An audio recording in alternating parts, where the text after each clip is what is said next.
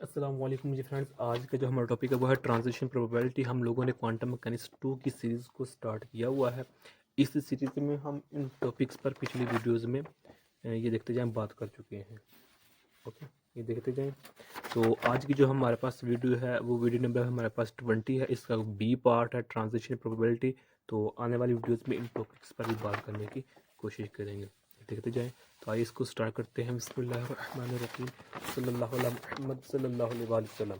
अच्छा, इसको स्टार्ट करने से पहले आप लोगों को जो टाइम डिपेंडेंट परटर्बेशन थ्योरी इसका मुकम्मल पता होना चाहिए। ये लास्ट वीडियो हमने डिटेल में डिस्कस किया हुआ है, ये क्या होती है, कैसे होती है, कि क्या क्या इसमें होता है। ये तमाम बातें हमने लास्ट वीडियो में डिस्कस की हुई। हमने एक यहाँ से इक्वेशन भी ड्राइव की थी प्रोपेगेटर की, टाइम एवोल्यूशन की। ओके, तो वो इक्वेशन हम इधर इस टॉपिक में यूज़ करेंगे। यानी कि ये दोनों, बल्कि ये चारों टॉपिक्स आपस में मिलते जुलते हैं। तो आप लोगों को इसका पता है तो बेहतर, अगर नहीं पता तो इसका जो लिंक होगा आप लोगों को डिस्क्रिप्शन में मिल जाएगा, वहाँ से देख सकते हैं। लास्ट वीडियो में हमने ये जो इक्वेशन थी ये हमने ड्राइव की थी। ये मेरे पास क्या प्रोपागेटर है, यानी टाइम एवोल्यूशन ऑपरेटर है कि with the passage of time, time के गुजरने के साथ साथ हम क्या तब्दीली आ रही है, क्या चेंजिंग आ रही होती है सिस्टम में, उसको मेजर करने के लिए हम प्रोपागेटर या टाइम एवोल्यूशन ऑपरेटर को यूज़ करते हैं। इसको भी हमने लास्ट वीडियो में देखा था, ये ड्राइव की थी ये इक्वेशन। ओके, तो यहाँ हमने सिर्फ T1 T2 तक लिखा है। अगर आप लिखना चाहते हैं मज़ीद T3 T4 सही फॉरवर्ड लिखना चाहते हैं तो आप मर्जी है, लेकिन हमने सिर्फ पहले दो जो है ना T1 और T2 तक ही महदूद किया है इसको। अब हमारे पास ये देखिए, ये मेरे पास ये फार्मूला है, बेसिक फार्मूला जो हम इधर यूज़ करेंगे। ओके, ये मेरे पास क्या है, प्रोबेबिलिटी का फार्मूला है, क्योंकि हमारे पास ट्रांजिशन प्रोबेबिलिटी है ना। तो अब वो मैं इधर रिदम यानी कि ये सेकोसबाग में अगेन नहीं बताऊंगा कि क्या क्या है, हम क्यों यूज़ कर रहे हैं, इस टॉपिक का मकसद क्या है। ये तमाम बातें हमने डिटेल में लास्ट वीडियो में डिस्कस की हुई हैं। ओके, कि प्रोबेबिलिटी क्या है, एक स्टेट से दूसरी स्टेट से, एक पॉइंट से दूसरे पॉइंट तक क्या हमारे पास चेंजिंग आती है सिस्टम के अंदर with the passage of time. तो उसकी जो प्रोबेबिलिटी है, ट्रांजिशन प्रोबेबिलिटी है, वो हम फाइंड करना चाह रहे हैं। तो उसका फार्मूला हमारे पास ये है, ये हमारे पास ये है प्रोपेगेटर टाइम एलिवेशन ऑपरेटर, जिसकी वैल्यू ये गिवन है। और ये मेरे पास इनिशियल स्टेट है और ये मेरे पास फाइनल स्टेट है। ये कैट की फॉर्म में है, ये बरा की फॉर्म में है, ये ऊपर क्या स्क्वायर है, ये मेरे पास फार्मूला है। अब हम क्या करेंगे कि जो ये प्रोपेगेटर है इसकी वैल्यू को हम यहाँ पुट कर देते हैं, तो हमारे पास ये इक्वेशन बन जाएगी। अब हम इधर सपोज करते हैं, लेट करते हैं कि T I is equal to zero है। ये इसलिए क्या कर रहे हैं ताकि हम जो रिजल्ट है उसको हम आसानी ईजिली कर सकें। यानी कि हम इन अदर वर्ड हम ये कह सकते हैं कि हम अपनी आसानी के लिए यहाँ टी जो आई है, ये टी आई को हम बाजू का टी नॉट भी कहते हैं, इसको हम जीरो के इक्वल कर रहे हैं।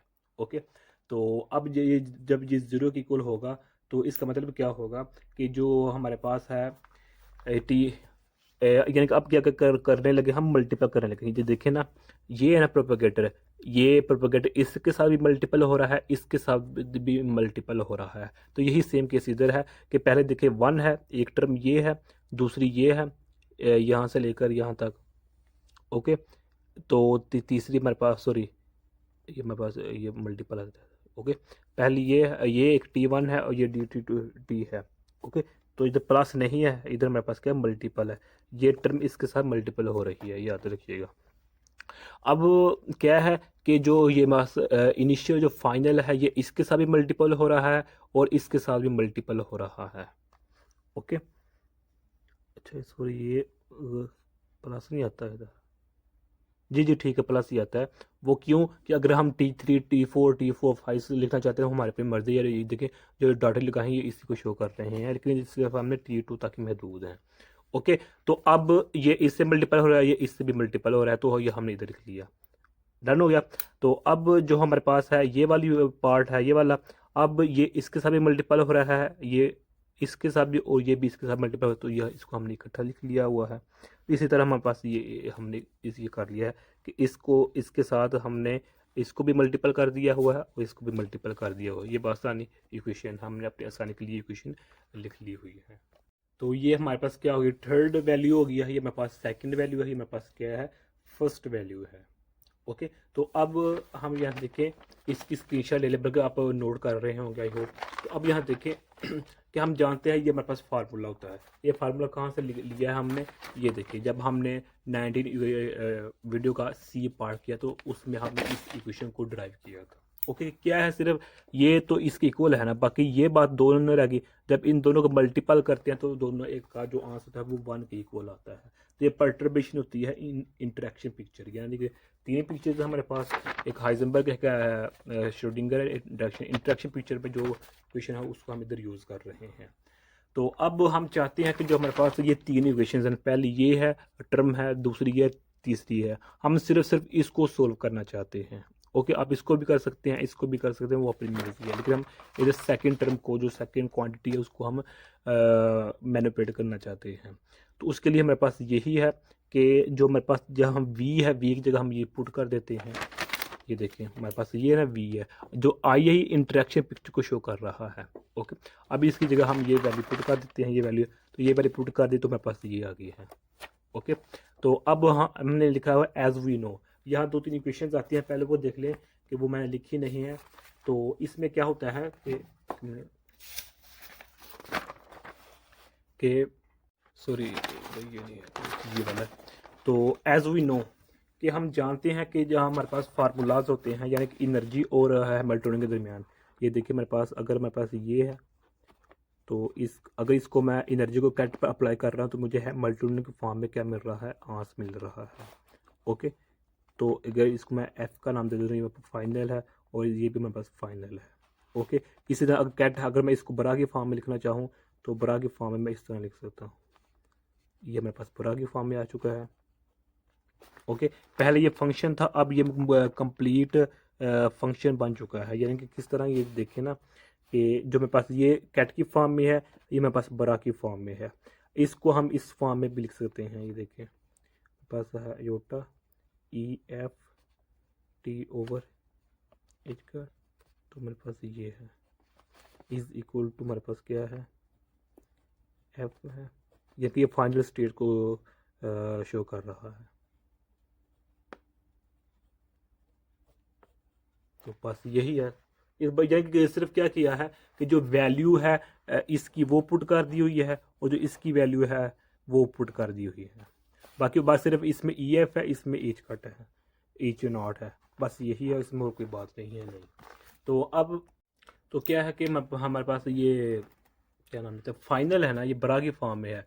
तो अब इसको मैं इसकी जगह लिख सकता हूँ, किधर गया ये, इधर मेरे पास नहीं, ये देखें यहाँ जो हमारे पास ये क्वांटिटी है ना, इसकी जगह ये देखें, इसकी जो मेरे पास ये है, ये है ना, ये इसकी कोल है ये, और ये सेम है, इसकी जगह मैं ये लिख सकता हूँ, ये वाली टर्म में इसकी जगह ये लिख सकता हूँ। ओके, तो यही हमने इधर किया हुआ है कि देखें क्या है कि हमारे पास का एच की फॉर्म में, एच की फॉर्म में है, अब हमने ई की फॉर्म में लिख लिया उसको, इस फार्मूले को मद्देनजर रखते हुए। ये क्या है, किसकी फॉर्म में है, ये बरा की फॉर्म में है। अगर हम कैट की फॉर्म लिखना चाहें तो कैट की फॉर्म में भी बिल्कुल इसी तरह हमारे पास यही होगा। तो अब क्या हुआ कि जहाँ जहाँ हमारे पास ये है वहाँ हमने ये वैल्यू पुट कर दी, यानी कि हमारे पास पहले क्या था, एच नॉट था, अब हमारे ई एफ है, तो ई एफ की फॉर्म में ये लिख दिया हुआ, ये देखिए हमारे पास। ओके, मेरे पास ये वाली टर्म,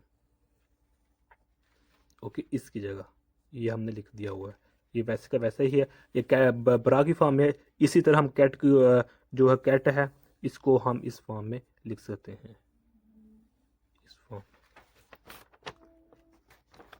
अच्छा, यहाँ से गलती हो रही है कि यहाँ नेगेटिव है, तो जी ये देखें, जब हमारे पास पहले क्या कैट था ना, अब कैट को हमने क्या किया, बरा किया, तो बरा में हमारे पास ये नेगेटिव हो जाएगा, यानी कि ये देखें ना, अगर हमारे पास ये योटा है, तो अगर मैं सपोज करता हूँ ये डैगर में मेरे पास ये है, तो अगर इसको मैं बरा बनाना चाहूँगा तो मेरे पास नेगेटिव योटा हो जाएगा। अगर इसको वापस लेना चाहूँ तो ये पॉजिटिव हो जाएगा, अगर इसको नेगेटिव वापस दिलाऊँ तो ये फिर नेगेटिव हो जाएगा। ओके, तो ये मेरे पास है। अब इस इक्वेशन को हम इसकी फॉर्म लिख सकते, सिर्फ सिंपल क्या किया है कि हमने इसमें से कॉमन निकाल लिया है अयोटा को, तो हम एक इकट्ठा अलग करके लिख दिया हुआ, इसको हमने कंबाइन कर लिया हुआ है। तो अब क्या है कि जो मेरे पास है क्या नाम देते हैं, ई है, उसको हमने डब्ल्यू की फॉर्म में, यानी कि जो ओमेगा है फ्रिक्वेंसी है उसकी फॉर्म में लिख लिया हुआ है ई को। ओके, तो ई की जगह हमने ओमेगा लिख लिया हुआ है। यानी कि हम फार्मूला जानते हैं ना कि जो हमारे पास होता है क्या नाम लेते हैं E over H square is equal to omega के इक्वल होता है, तो उसी फार्मूले को मद्देनजर रखते हुए हमने इस फॉर्म में कन्वर्ट हो चुके हैं। अब क्या है, इस तरह लिख लें या फिर इस तरह लिख लें, एक ही बात है। ओके, इसका जो मतलब है वो इसका यही मतलब है, जो हमारे पास है ना ये एफ आई, इसका मतलब यही है। ओके, कि फाइनल में से जो इनिशियल है वो हमारे पास क्या हो रही है, माइनस हो रही है। तो अब नेक्स्ट हमारे पास क्या है, नो कम बैक, यानी कि अब जो हमारे पास यहाँ थी जो मेन इक्वेशन हमारे पास ये थी ना, तो ये इसका आंसर हमने निकाला है ना, तो अब इसकी यहाँ हम यहाँ क्या कर देते हैं, वैल्यू पुट कर देते हैं। तो ये पहले की वैसी है, तो ये हमारे पास सेकंड है, तो सेकंड को हमने लिख दिया हुआ है। यानी कि जो हमने ये वैल्यू फाइंड की है ना, ये वाली ये वैल्यू हमने उठाकर इस सेकंड टर्म में पुट कर दी हुई है।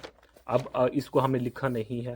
ओके, तो अगर लिखना चाहते हैं तो आप यहाँ लिख सकते हैं, लेकिन हमने नहीं लिखा। तो अब ये हमारे पास है। तो अब फॉर फर्स्ट टर्म के लिए जो हमारे पास होगा सी एफ, वो इज इक्वल टू 0 के इक्वल होगा।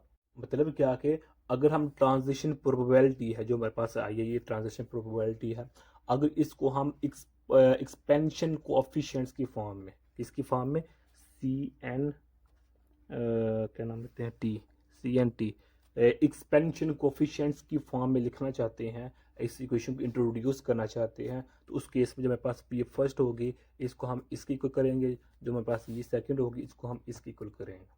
ओके, तो इसी तरह हमारे पास ये सो ऑन ये वर्क चलता जाएगा। तो जो यहाँ हमारे पास प्लस के बाद जो टर्म लिखनी थी, जो कि हमारे पास ये है, ये हमने नहीं लिखी हुई है। ओके, अगर आप लिखना चाहते हैं तो लिख सकते हैं, तो उसके लिए हमारे पास यहाँ 2 आ जाएगा ऊपर। तो अब for first order transition probability अगर हम बात करें कि for first order transition probability, इसमें क्या है कि जो हमारे पास ये है, यही है ना, तो सॉरी, यहाँ हम जो कह रहे हैं ना कि जो हमारे पास है ये 0 को, इसको हम कहेंगे, इसको हम फर्स्ट ऑर्डर ट्रांजिशन प्रोबेबिलिटी कहेंगे, इसको अब हम क्या कहेंगे, सेकंड ऑर्डर ट्रांजिशन प्रोबेबिलिटी है हमारे पास। ओके, तो अब फर्स्ट ऑर्डर है, तो फर्स्ट ऑर्डर में हमारे पास जब इसको हम इसके इक्वल, यानी कि इसको इसके लिखते हैं, तो अलग करके लिखते हैं, सेपरेट हमारे पास इसके इक्वल होगा, तो ये हमारे पास जो स्क्वायर होगा वो भी आएगा साथ। ओके, तो अब जो हमारे पास ये वैल्यू है जो कि हमने फाइंड की है, ओके, ये हमारे पास क्या फर्स्ट ऑर्डर ट्रांजिशन है, लेकिन जब हमने इस इक्वेशन को देखा तो हमारे पास सेकंड टर्म बन रही है ना, यानी कि इस सेकंड टर्म को हमने सोल्व किया है, उसका आंसर हमारे पास क्या आया है, ये आया है। तो यही आंसर हमारे पास फर्स्ट ऑर्डर ट्रांजिशन प्रोबेबिलिटी हमारे पास बनता है। और जो बुक है, बुक पर 10.41 की इक्वेशन बताई गई है। इसी तरह अगर हम सेकंड ऑर्डर ट्रांजिशन प्रोबेबिलिटी की बात करें तो वो भी हम लिख सकते हैं। तो यही आज का हमारा इतना सा टॉपिक था, क्योंकि हम जो जेटली की बुक है उसको फॉलो कर रहे हैं। ये देखें ट्रांजिशन प्रोबेबिलिटी है, लास्ट वीडियो में हमने ये मुकम्मल से ये डायसोन सीरीज पर बात कर ली थी। ओके, तो ट्रांजिशन प्रोबेबिलिटी है यहाँ से हमारे पास, ये जेटली की बुक है, तो इसको हम फॉलो कर रहे हैं, यानी कि यहाँ तक। अब नेक्स्ट वीडियो में हम transition probability for constant perturbation पर बात करने की कोशिश करेंगे। तो तब तक के लिए अल्लाह हाफिज़।